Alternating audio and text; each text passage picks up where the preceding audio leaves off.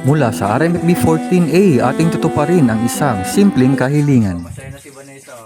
Matapos naming may parating kay Force Commander Police Lieutenant Colonel Argel N. Ancheta, ang kahilingan ng isang batang si Vanessa, ay agad kami pinabalik sa lugar upang tuparin ang kanyang kahilingan.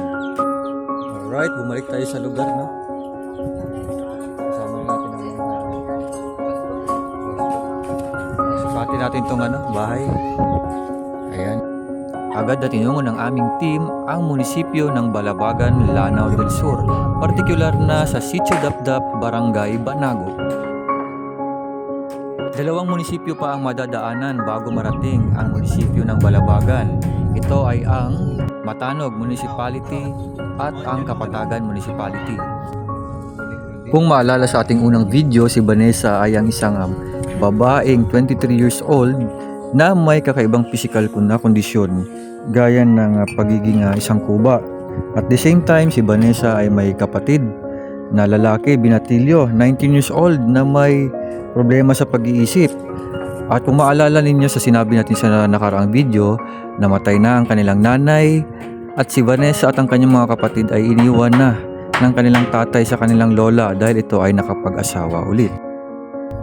Bilang pagbigay galang sa mga local leaders sa bayan ng Balabagan, kami ay nag-courtesy call sa kanilang butihing mayora na si Honorable Edna Benito. Ganun na rin sa kanilang barangay chairman at the same time sa chief of police ng lugar upang ipaalam ang aming mabuting intensyon. At sa kabutihang palad ay sinagot na ni na mayora at ni budget officer Sultan Arimao ang mga kakailanganing bubong para sa bahay ni Vanessa.